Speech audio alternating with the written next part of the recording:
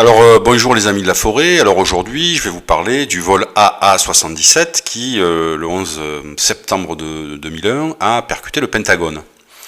Alors, c'est la troisième vidéo que je fais sur les attentats du 11 septembre. Je vais mettre les liens dessous la vidéo. Donc j'ai fait une vidéo sur un livre, un compte-rendu sur 11 septembre contre-enquête de Fabrizio Calvi, qui s'intéresse plutôt au premier attentat contre le World Trade Center en 1993, et ma deuxième vidéo était sur le mécanisme de l'effondrement de la tour 7. Alors, le 11 septembre 2001, dans la matinée, 4 avions de ligne sont détournés par des hijackers. 2 avions vont percuter les 2 tours du World Trade Center à New York. Un autre avion va s'écraser en Pennsylvanie, et le dernier, donc, le Boeing 757 de la compagnie American Airlines, vol 77, va percuter la façade ouest du Pentagone. Alors, ce 757, il va décoller de l'aéroport Washington Dulles à 8h20, avec 58 passagers, donc les 5 terroristes, et avec 6 membres d'équipage. Il doit aller à Los Angeles. Je rappelle que ces passagers sont en chair et en os, ils existent bien, puisque toutes leurs familles se sont exprimées après le drame sur les réseaux sociaux et à la télévision, qui est un mémorial qui rend hommage à ces victimes, à ces passagers,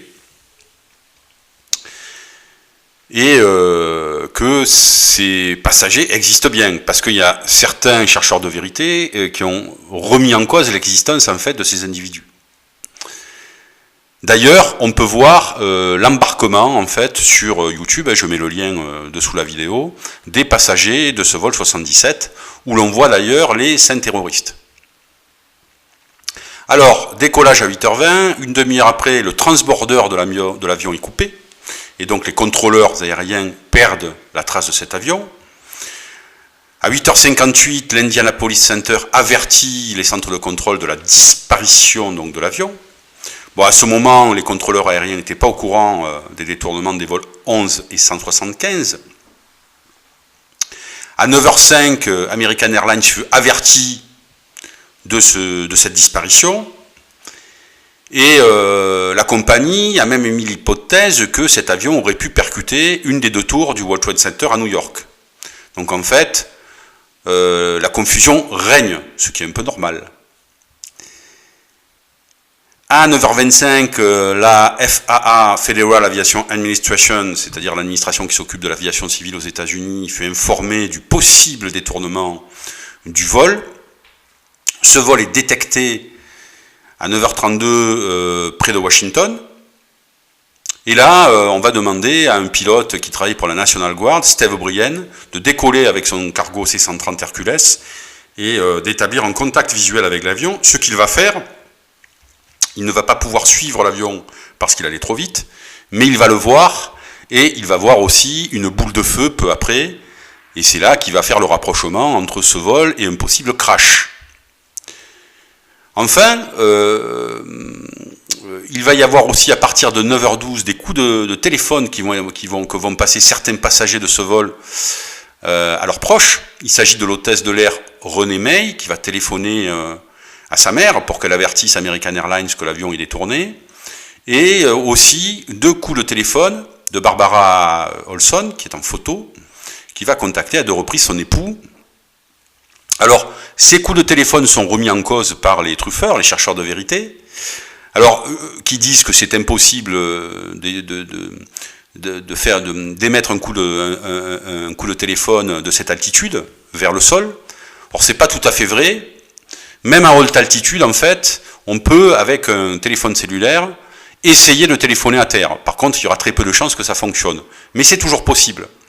Mais il ne faut pas oublier que lorsque Olson et May ont téléphoné, l'avion était en phase de descente. Donc au plus on descend, au plus on peut téléphoner au sol en fait. Et secondo, il y avait aussi des téléphones fixes, entre guillemets, dans l'avion. On pouvait les utiliser en utilisant une carte de crédit. Donc à 9h30, le NORAD fit décoller 3 F-16, mais il était déjà trop tard évidemment, puisque l'American Airlines 77 a percuté le Pentagone à 9h37, faisant 188 morts. En conclusion, cet avion existe bien, ça a été acté par la compagnie aérienne, American Airlines, Ça a été acté par l'administration de l'aéroport Washington Dulles, acté par la FAA, et acté aussi par les familles des victimes qui ont perdu leurs proches. Donc c'est pas un avion fantôme ni un hologramme. Hein. C'est à la mode les hologrammes en ce moment. C'était pas les individus qui étaient les hologrammes en fait. Alors, concernant les 5 hijackers, alors moi j'ai entendu sur internet que beaucoup de truffeurs disaient oui mais bon, ces arabes c'est des gardiens de chameaux ou de chèvres, ils n'avaient pas les compétences en fait pour piloter un avion. Bon, alors outre un peu le biais raciste de cette réflexion, les 5 hijackers qui étaient tous saoudiens, qui étaient Hani Hanjour, le pilote, 2 frères, Nawaf et Salem Al-Amzi, Khalid Al-Midar et Majed Moked. Ce sont tous des Saoudiens qui sont issus plutôt de la classe supérieure saoudienne. Les parents le père d'Hani Hanjour tenait un commerce en Arabie Saoudite, et Hani Hanjour s'est installé aux États-Unis 10 ans avant les attentats, en 1991. Alors on dit oui, mais Hani Hanjour c'était un mauvais pilote, il n'avait pas les compétences techniques en pilotage pour piloter un Boeing 757. C'est faux. Hani Hanjour en fait a pris énormément d'heures de pilotage sur simulateur, plus de 600, dans des écoles de pilotage américaines, et un des instructeurs qui travaille dans une école où il a pris les cours, Danny Crivello, dit que Hanjour avait tout à fait les compétences pour piloter un Boeing 757. L'avis de Crivello est confirmé, conforté, par Éric de Rivry, le président du syndicat des pilotes de ligne français et commandant de bord sur Air France, qui dit que Hanjour avait tout à fait les compétences pour effectuer la trajectoire qu'il a effectuée avec cet avion.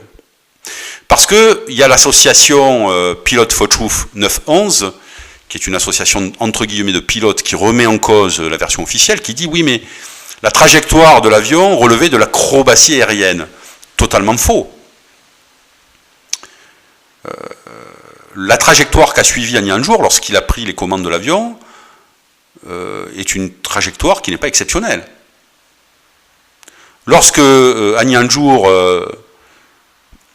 vers 8h50, entre 8h50 et 9h, prend les commandes de la A77, il fait simplement demi-tour. L'avion devait aller à Los Angeles, il fait demi-tour. Un demi-tour, c'est pas vraiment une acrobatie aérienne. Et puis par la suite, il s'est dirigé tout simplement vers sa cible, à Washington. Il a fait une descente peut-être un peu d'urgence, si je puis dire, mais qui est tout à fait normale, qui ne relève pas de l'exceptionnel.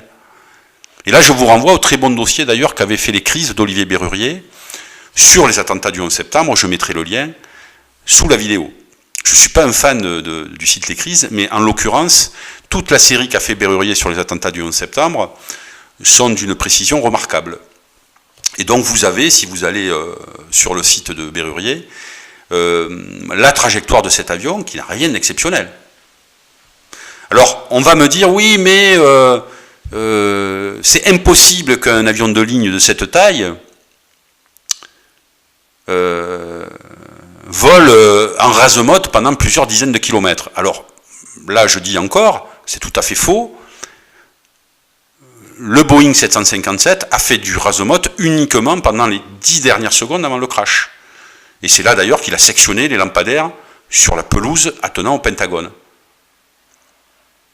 Donc il faut arrêter de dire n'importe quoi aussi.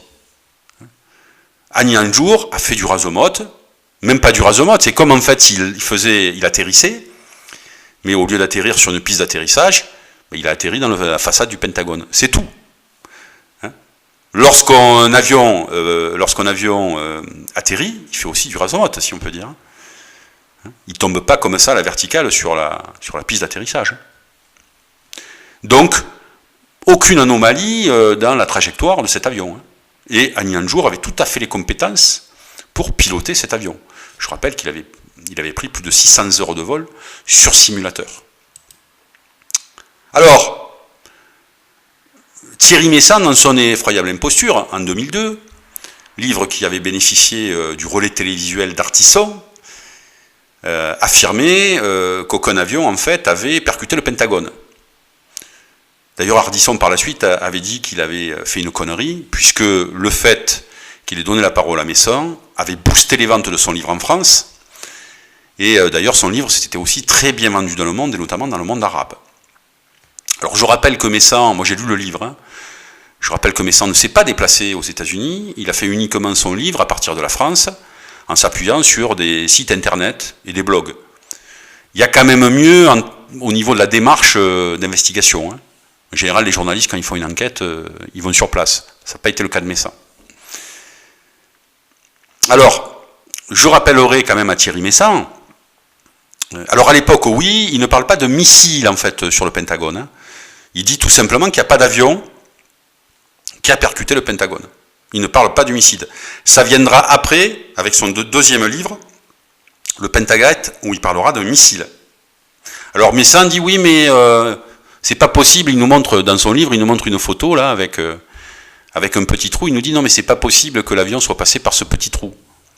Et puis il n'y a pas de trace de l'avion sur la façade. Évidemment, Messant. Je rappelle que l'avion a percuté la façade ouest du Pentagone à 850 km/h. L'énergie dégagée a pulvérisé la façade en béton et a pulvérisé l'avion. Parce que certains s'étonnent que cet avion, en fait, ait disparu dans le bâtiment. Je rappelle premièrement que c'est le plus grand bâtiment du monde, le Pentagone. Et deuxièmement, l'énergie dégagée par le crash, d'après moi, a dû faire disparaître une grande partie de l'avion. Je renvoie au crash de l'avion de la Germanwings en 2017, où le copilote Andreas Lubitz s'était suicidé en projetant son avion sur le flanc d'une montagne dans les Alpes, près de Digne. Les sauveteurs, les premiers qui sont arrivés sur le crash, ont été sidérés par le fait que l'avion avait totalement été pulvérisé. Il n'y avait même pas d'éléments de l'avion. Tout avait été pulvérisé en des milliers de petits morceaux. Or là, les deux crashs sont assez similaires. Hein. Donc je dirais à Messant que par le petit trou là qui montre, c'est pas l'avion qui est passé évidemment, faut pas nous prendre pour des jambons, c'est le train d'atterrissage, qui d'ailleurs a été retrouvé dans le Pentagone. Secondo, Messant est atteint du syndrome Tex Avery, c'est-à-dire qu'il pense que quand un aéronef percute une façade, l'empreinte de l'aéronef doit être gravée sur la façade. Non, ça marche pas comme ça. Ça, c'est le syndrome Tex Avery. Ça fonctionne dans les cartoons, dans les dessins animés, mais dans la vraie vie, ça se passe pas comme ça. L'avion a tout simplement, à la vitesse où il allait, a pulvérisé la façade du Pentagone qui s'est effondrée. Je vous montre la photo là, qui est sur ma vidéo. Alors certains vont me dire, ouais, mais il n'y a pas d'éléments de cet avion qui ont été retrouvés sur la pelouse. Donc je rappelle, que le choc a pulvérisé cet avion, mais quand même, il y a des éléments de cet avion qui ont été retrouvés sur la pelouse. Je renvoie simplement à l'article Wikipédia qui est très bon, sur le vol AA-77, il y a des photos de l'avion, des éléments de l'avion qui sont sur la pelouse. Mais évidemment, la grande majorité des débris de l'avion ont été retrouvés dans le Pentagone, puisque l'avion est rentré dans le Pentagone. Donc la plupart des débris, et d'ailleurs tous les passagers, ont été retrouvés dans le Pentagone, et évidemment pas sur la pelouse. D'ailleurs, je rappelle que les passagers ont été identifiés par leur ADN. Donc, Messant nous dit qu'il n'y a pas d'avion sur le Pentagone, mais tout prouve le contraire. Les 130 témoins oculaires qui étaient là ce jour-là et qui ont vu cet avion percuter le Pentagone, je ne parle pas du pilote Steve O'Brien qui avait établi le contact en fait avec cet avion. Il y a tous les débris de l'avion évidemment qui ont été retrouvés dans le Pentagone, mais même dehors sur la pelouse. Et il y a évidemment les lampadaires qui ont été sectionnés. Or, je rappelle que ce crash a eu lieu à 9h37, qu'il y avait beaucoup de monde, beaucoup de témoins, et que ma foi, je pense que si la CIA avait fait un complot, ils auraient peut-être choisi de frapper la nuit, hein, sans témoins. Et je pense aussi qu'ils n'auraient pas pris 5 Saoudiens comme hijackers. Je rappelle que les Saoudiens sont les alliés des Américains. Si c'est la CIA qui avait voulu faire le coup, ils auraient pris ou 5 terroristes afghans, ou 5 hijackers irakiens. Ça, c'est ce que dit Chomsky. Hein. Donc voilà, je vous remercie. À bientôt.